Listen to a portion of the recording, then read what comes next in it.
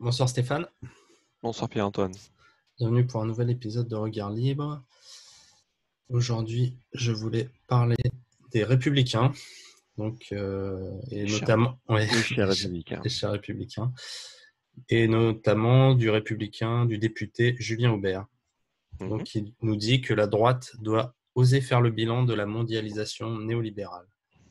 Le gaullisme n'est pas une nostalgie impliquant de mener des combats d'un autre temps, argumente le député. Une politique libérale moderne est selon lui possible à condition que l'État soit fort et retrouve la maîtrise de sa souveraineté. On peut déjà se poser sur cette phrase, Ouais, s'il te plaît? ouais. Excuse-moi. Ouais. Une politique libérale moderne est selon lui possible à condition que l'État soit fort et retrouve la maîtrise de sa souveraineté. Donc c'est bien que LR s'intéresse ou cherche à avoir une politique libérale moderne. Soyons positifs. Non, mais c'est vrai. Ouais. Soyons positifs. Bon. À condition que l'État soit fort, évidemment, là, je bute beaucoup plus. J'ai fait il y a déjà quelque temps sur Contrepoint un article dont le titre, si mes souvenirs sont bons, c'est un État fort mais sans État. Une politique libérale, c'est un régalien fort, Ouais. nuance, un régalien fort, mais sans État au sens sans la bureaucratie, sans le monopole et sans les fonctionnaires et autres politiques qui font aujourd'hui l'État et le régalien. Donc déjà, là, il se pose tout de suite pour moi dans une position où il veut faire du libéral, il veut faire un régalien fort, mais il n'a pas compris que l'enjeu, c'est pas le régalien fort, c'est l'État plus petit. Ça, en tout cas, ça transparaît pas. Et puis la souveraineté, je suppose qu'il pense par rapport à quoi? Par rapport à l'Europe, je suppose. J'imagine, on va peut-être lire plus en détail son article. Ok. À la faveur, hein, il a été questionné au, au nom d'une droite gaulliste qui serait sociale et critique du libéralisme, allant jusqu'à parler de planification de l'économie. Aussitôt, les tenants d'un réalisme budgétaire et d'un libéralisme orthodoxe se sont fait entendre, mettant en garde contre une dérive vers le socialisme ou la France insoumise. Certains se sont même payés le luxe de corriger Aurélien Pradier sur sa vision du gaullisme, tant qu'il avait en 1958 mené une politique de redressement des comptes et de libéralisation de l'économie. Les épithètes, enfin, Je vas-y. peux difficilement, comment dire qu'effectivement, le libéralisme ne suppose pas un réalisme budgétaire ou des choses de ce type-là. Effectivement, ce monsieur semble effectivement, enfin, tout ce qui va dans le sens de l'interventionnisme dans l'économie, difficilement libéral, effectivement. Alors, je vais juste aller peut-être. Je t'en prie. Notre vrai défi, donc, est de retrouver la maîtrise de notre destin, La la souveraineté souveraineté nationale. nationale. Nous avons besoin d'une réindustrialisation de notre économie, la partie industrielle dans le PIB étant passée à 10%. C'est cela qui explique notre incroyable vulnérabilité. La souveraineté, c'est l'indépendance. Or, pour mener une politique industrielle, il faut que l'Union européenne l'accepte et s'extirpe de sa croyance en une concurrence libre et non faussée dans l'espace européen qui fait fi du reste du monde. Voilà comment nous sommes devenus des nains industriels car Bruxelles empêche l'émergence de géants. J'avoue que j'ai du Ouais. mal à suivre, sincèrement. Bah, en gros, c'est à cause de l'Union européenne qu'on n'arrive pas à faire avoir une industrie et avoir des géants industriels. Quand on lit ça, enfin, moi, c'est ce que je comprends. Et si on le fait au niveau de du national, on va y arriver, c'est ça? Ouais, non, mais ça n'a aucun sens. Et, Enfin, bon. il faudrait, et c'est comme ça qu'on va avoir notre indépendance. Je suis toujours surpris de ces gens qui imaginent que l'indépendance passe par le fait qu'on ait toute notre industrie en national. Et qu'en gros, il faut pouvoir tout faire en local parce qu'on ne peut pas compter sur les pays étrangers. Ouais, C'est ça qu'il nous dit, hein, quelque part. ouais, bah, c'est ça. Je pense qu'il a dû, enfin, on peut penser que son inquiétude a dû s'accroître avec ce qui s'est passé avec la Chine. Hein, Ouais. la crise dont nous sortons tout juste a révélé une forte dépendance industrielle à la Chine. qui est Ouais. réel et qu'on peut regretter. On peut Ouais. en parler. Mais d'abord, ça c'est pas imaginer faire marche arrière ne se fait pas en claquant des doigts, loin de là. Et surtout, l'erreur profonde que ce genre de politique commet, c'est d'imaginer qu'on puisse être en autarcie. C'est même Ouais. pas un problème d'indépendance, là, on n'est pas en autarcie. On peut être très fort je sais pas moi, en vin, en fromage, même en avion, allez, en aéronautique. Ouais. Ok, très bien. Mais on ne pourra, un pays comme la France, qui fait quoi, 1% de la Ouais, population 1%, mondiale, ouais. Ouais, c'est 1%. ne peut pas imaginer avoir une autarcie complète dans tous les domaines. C'est juste, c'est même pas souhaitable, c'est illusoire. On ne peut pas avoir toutes les compétences, on ne peut pas avoir toutes les capacités industrielles, et puis on n'a pas toutes les matières premières. Donc on sera toujours en situation de dépendre du monde extérieur. Mais c'est pas une mauvaise chose, ça. Le commerce en soi n'est pas une mauvaise chose. Donc quel est le problème? C'est parce qu'on n'a pas été capable de faire des masques Des en temps masques, ouais. utile Voilà, et c'est que qu'on n'a plus d'usines pour faire des masques quand on en a besoin. Je pense que c'est ça. Mais je l'ai entendu, ça, oui. Je l'ai pas mal entendu, que cette désindustrialisation nous amenait dans une situation où bah, on n'a plus d'usines, plus de production, et donc quand il y a une pénurie, bah, on n'a plus rien. On parce n'a que aucune mesure de production. mais réfléchissons un peu plus loin. Prenons juste le cas des masques. Si on avait des usines pour faire les masques, on réglerait le problème comment? En claquant des doigts, Monsieur Macron dirait je veux des masques et les masques apparaîtraient? Il n'y aurait pas besoin de les acheter, de les payer, d'avoir les matières premières qui soient arrivées. Ouais.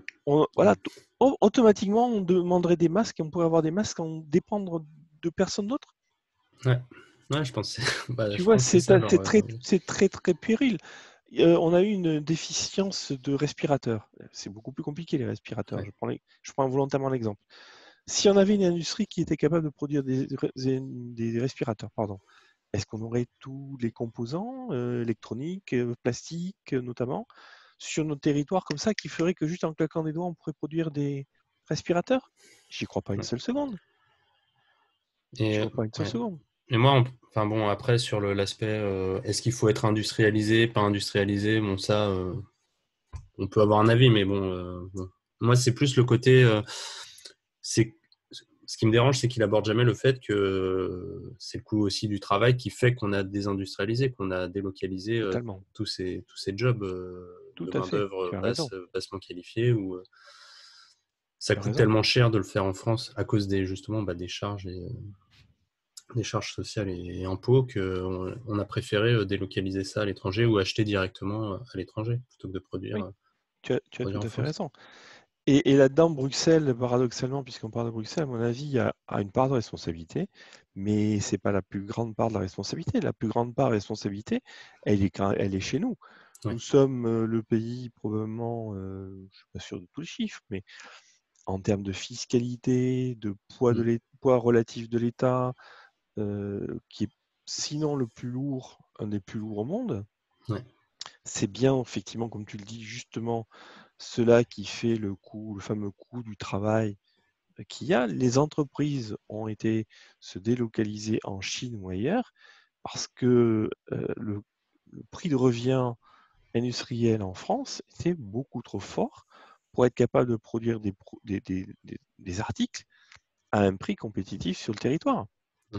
Donc, effectivement, comme tu le dis, quelqu'un qui se veut libéral, euh, qui imagine qu'on a un problème industriel, aille sur le terrain industriel sans revenir sur le problème de la souplesse économique, du poids Mm. économique de l'État, de la libéralisation de l'industrie, etc., etc., il fait juste fausse route.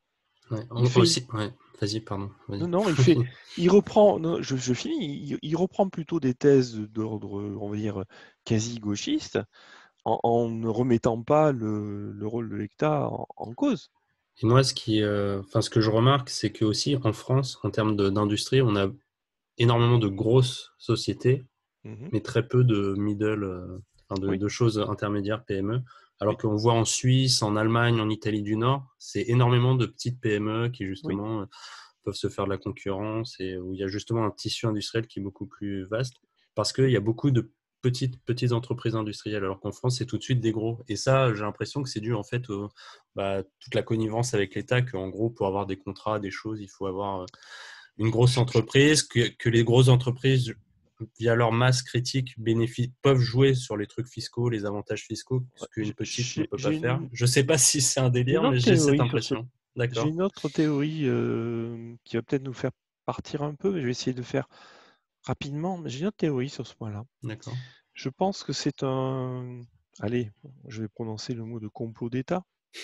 C'est une stratégie. Allez, c'est une Ouais. stratégie d'État qui Ouais, est la suivante. La première, on va prendre juste l'aéronautique pour être concret, mais c'est vrai sur tout un tas de domaines, hein. EDF est un bon exemple aussi. Tu prends des entreprises comme allez, EDF. On prend EDF, qui sort, qui est une entreprise aujourd'hui cotée, qui, si je ne dis pas de bêtises, est le plus gros groupe dans le domaine énergie, en tout cas de l'électricité au monde, parce que EDF, sous la pression de l'État français, a été poussé à faire des rachats, à s'internationaliser et à faire des rachats en Angleterre, Benelux et bien ailleurs. Donc le groupe EDF à l'international est probablement bien plus fort et bien plus lourd ou bien plus puissant que ce que EDF en niveau national peut être, tu vois. Ouais. Et donc il y a un premier qui est un fantasme que notre ami évoque ici, c'est ce fantasme de devoir peser à l'international. Tu ne peux pas exister, tu ne peux pas assurer de service à ton pays si tu n'as pas une dimension internationale. C'est le premier fantasme. Et qui motive ce que tu viens de dire. Hein. D'accord. Alors que quand on voit ce qui se passe en Allemagne et en Suisse, il semblerait qu'en Allemagne et en Suisse, il n'y ait pas ce fantasme-là et pourtant ils s'en sortent très bien. Donc il y a ce premier fantasme. C'est comme au Et Liechtenstein où tu as la marque Hilti qui font des machines. Voilà, c'est un tout petit pays, ils arrivent oui, à ils arrivent faire tout à fait. sans. Tout à fait. Et donc pour reprendre EDF et tout un tas de boîtes du même genre, qui sont cotées au CAC 40, je pense sincèrement que comme l'État a une part de l'actionnariat, etc., récupère du profit, des dividendes, etc., par le mécanisme actionnarial de l'EDF, le fait qu'EDF soit une boîte internationale fait en fait, si tu veux, que les profits qu'EDF peut faire à l'étranger rentrent par le mécanisme boursier au CAC 40 et que l'État pique une partie de ça. Et donc, en fait, ça fait une espèce de pompe d'aspiration du commerce et de l'industrie internationale au profit de l'État français. Donc, je pense qu'une des premières stratégies de l'État français à faire des gros machins, c'est pas juste de pouvoir se défendre à l'international pour l'intérêt des citoyens, tu vois, c'est de pouvoir avoir des boîtes cotées au CAC 40 ou ailleurs qui grossissent à l'étranger, qui récupèrent du profit à l'étranger et sur lequel l'État français fiscalise au passage et ponctionne. Et quand tu regardes la quantité de boîtes au CAC 40 qui sont dans cette catégorie-là, tu as Airbus, tu as Thales, tu as Orange aussi. Orange, voilà, il y en a un bon nombre. Et quand tu regardes la structure économique de ces boîtes-là, ça fonctionne de cette façon-là. Orange, c'est la même chose. Ouais. C'est présent dans presque tous les pays, dans énormément de pays, et tous les profits qui sont faits dans ces pays sont centralisés au CAC 40, ponctionnés par la fiscalité de l'État français.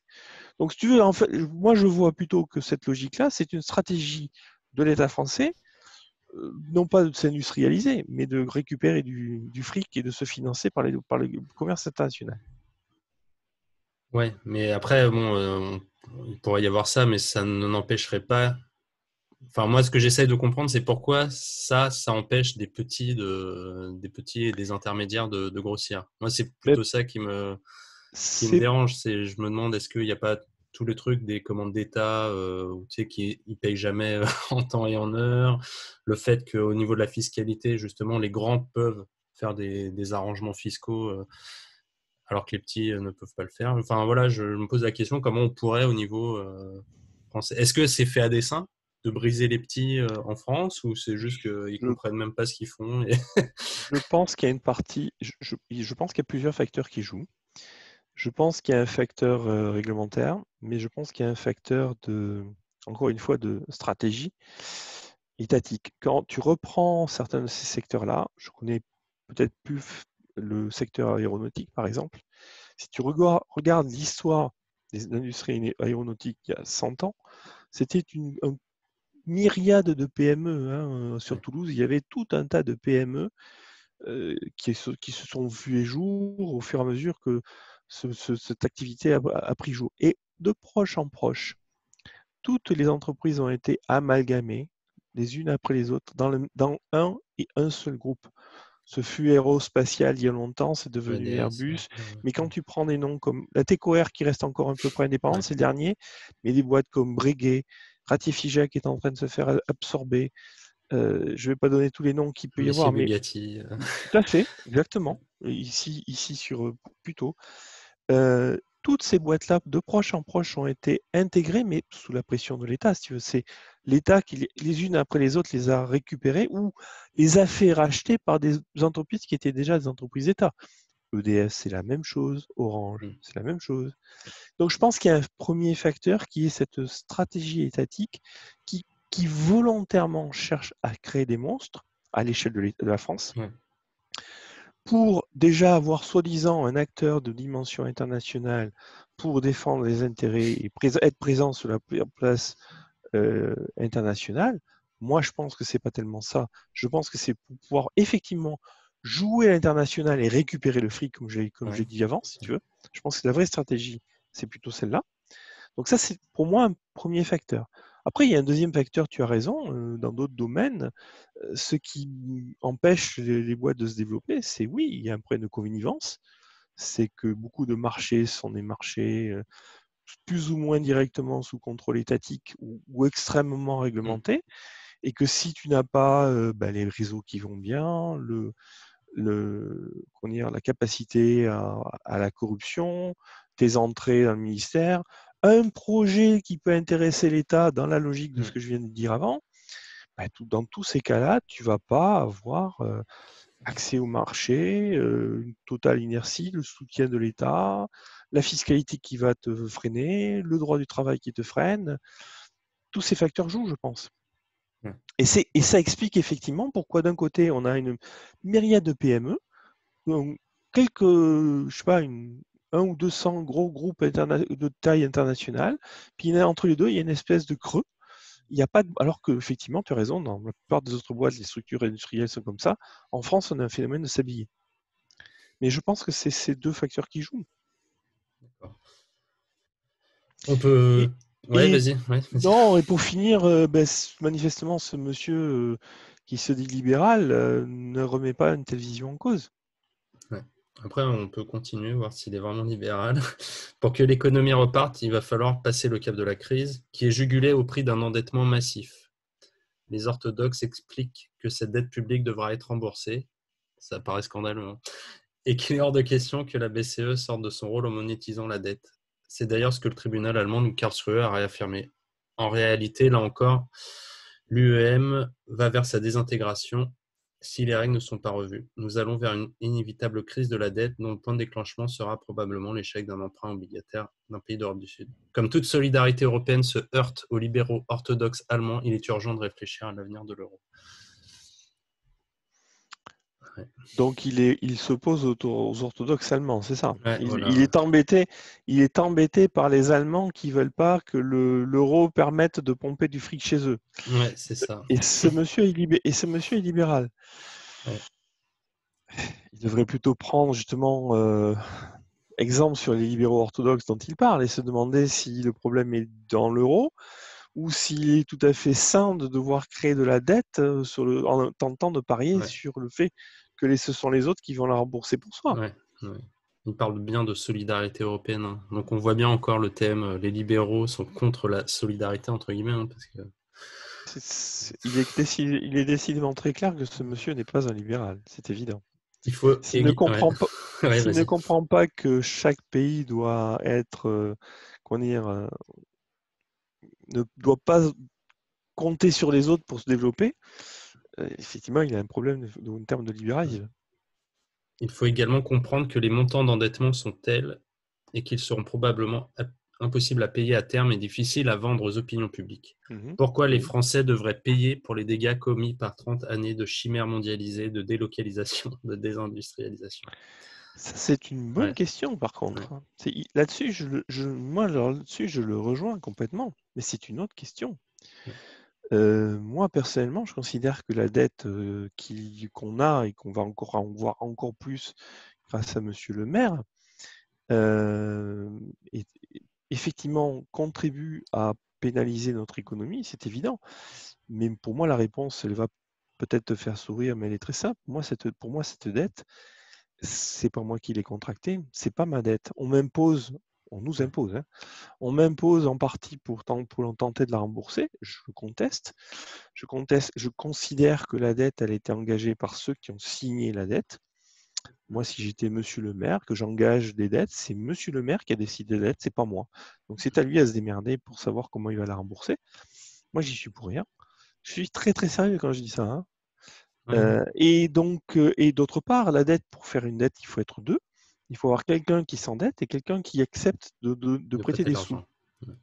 S'il y a des gens assez imbéciles pour prêter de l'argent à l'État français, ben, c'est tant pis pour eux.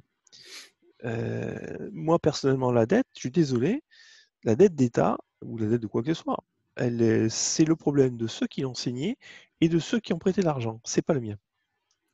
Et donc là aussi, un libéral, il pourrait dire, bah, écoutez, il y a de la dette, c'est bien emmerdant, on a une historique, c'est bien dommage, mais quelque part, on va nettoyer tout ça, on va virer la dette. Ça va peut-être nous mettre dans une situation difficile, peut-être. Mais peut-être que ça sera le meilleur moyen de se décider une fois pour toutes d'arrêter de faire de la dette. Et là, quand tu dis se débarrasser de la dette, c'est ne pas la dire, on ne la paye pas, c'est ça? Oui, Ouais. oui, oui. Ouais. Ah, D'accord. ça va mettre Ouais, c'est un boxon, mais peut-être, ouais. peut-être, Ouais, ouais. mais Mais mais le problème, c'est pas parce que là tu dis on ne la paye pas, comme ça peut-être que les gens arrêteront de faire des dettes. Est-ce que ça sera pas justement encore pire? Ils diront bah comme on peut ah mais non, je pense pas, tu vois, parce que, ouais, enfin là, je peux me tromper, hein, mais je pense pas, parce que si on fait ça, forcément les créanciers oui, vont ils être, prêteront plus. Ouais. et ils vont, voilà, exactement, ils vont se Ouais, dire, ah écoutez, vous nous avez eu une fois, vous nous aurez pas deux fois. ouais. En tout cas, on peut l'espérer. Mais ouais. Mais moi, ouais, dans cette phrase, oui, ok, il y a cette question de la dette, mais il y a la question les dégâts commis par 30 ans de chimère Oui, mondialisée, délocalisation, désindustrialisation. je pense qu'on C'est a vrai que traité ce point. oui, on a traité. Il ne voit manifestement, mais tu fais bien de le relancer, de le dire, il ne voit manifestement pas ce qui a poussé à la délocalisation, ce qu'on a dit plus tôt sur la Ouais, vidéo. ouais. Donc, il a une vision effectivement très, comment je puis dire? On sent quelqu'un qui cherche une approche pragmatique, mais qui n'a pas une analyse de ce qui s'est passé. Les fameux 30 ans, il les a pas compris, ces 30 ans. Ouais. C'est les 30 ans depuis Mitterrand, quoi, non? Oh, Ou oui, ça a 40 dû ans. Ça s'est s'accélérer. accéléré, ouais. Oui, ça fera bientôt 40 ans, oui, mais ça remonte, tu sais, là, le début, ça a dû quand même commencer à peu Alors près attends, oui. à Ouais. l'époque de la crise du pétrole, hein, Ouais. mais on va dire 40 ans, oui. Ouais. Pardon. Non, parce que là, je vois une phrase qui va te faire bondir, je pense. Voilà pourquoi Vas-y. les solutions innovantes comme celle de l'endettement perpétuel proposée par François Baroin, mais repoussée par les libéraux, sont de bon sens. Waouh, L'endettement effectivement. perpétuel, ouais, ça c'est de Endettement bon sens. Hein. perpétuel, c'est du bon sens. Ça s'appelle une cavalerie, ça, je ne dis Ouais. pas. C'est je suis endetté et je cours après l'endettement en perpétuel, donc je m'endette toujours plus. Moi, je pose la question, c'est qui c'est magnifique, mais pour s'endetter, il faut être deux, encore une fois. Qui Mm. prête? Qui prête? Là, ça, c'est une pompe à inflation là, qu'il propose. C'est je crée de l'argent toujours nouveau, toujours nouveau. C'est du bon sens, ça? Effectivement, non, je pense pas que ce Ouais. soit du bon sens. Puis après, il parle ouais, de droits de douane, rajouter des droits de douane aux importations. Voilà. Marge de souveraineté. Déflater l'assistanat. Là où ils ont tort, c'est de croire que le service public ne sert à rien, qu'une baisse de dépenses publiques est forcément gage d'efficience, que l'État doit se vider encore un peu plus au profit d'une nouvelle vague de décentralisation. C'est un discours limite mélanchonien, tout ça, hein. Ah ouais, non, Je suis pas carrément. sûr de voir la différence, hein. Bah, ouais, parce qu'il dit se vider encore un peu plus, comme si c'était jamais vidé, quoi. Déjà Ouais, vidé, comme ouais, ça ouais, c'était déjà vidé. ouais. Il rêve complètement. Je suis très très surpris que ce monsieur puisse imaginer un seul instant qu'il est en train de renouveler libéralement les républicains. Ouais. Notre avenir réside dans un pays souverain. Un État Ouais. régalien fort, une économie libre, mais protégée Mais des tumultes de la mondialisation. Ça n'est pas possible, ça, monsieur. Ça n'a pas de sens. Les tumultes de la mondialisation, mais quel tumulte? C'est la crise du Covid, c'est ça, les tumultes? les Et tumultes on peut, ont été créés par les interventions de l'État à créer des pénuries de partout. Mais bon. dans une économie normale, il n'y a pas de tumulte, justement. Les tumultes, Ouais. c'est toujours l'étatisme. Une économie libre mais protégée, c'est parce qu'elle est libre qu'elle est protégée. Donc, Oui, il y a qu'elle pas est de, il y a- résiliente.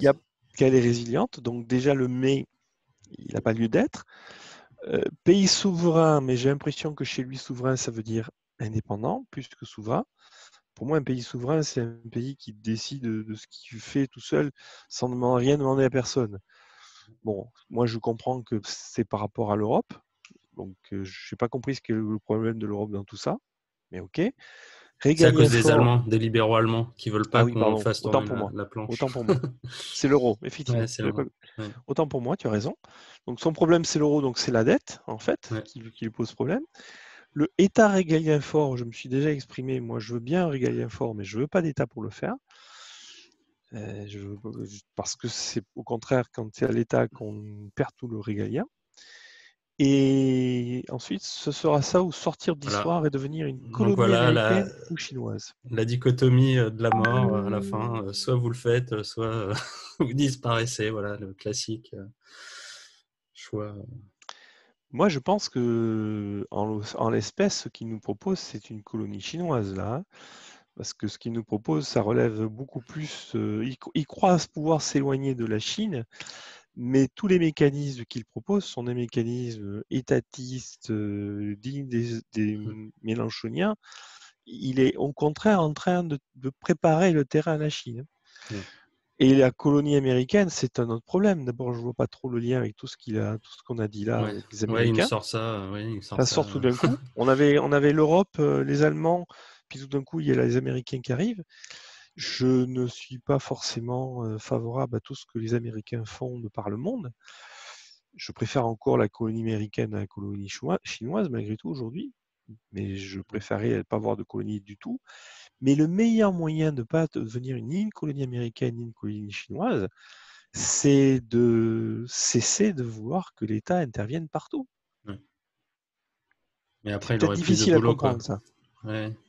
Oui, Mais parce parce que que là, il nous sort le fameux sortir de l'histoire. Celui-là, on l'entend aussi beaucoup à droite. Oui, la France va sortir de l'histoire. Comme c'est quoi, si. pourquoi il y a une histoire, il y a un chemin tracé de Ouais, l'histoire. voilà.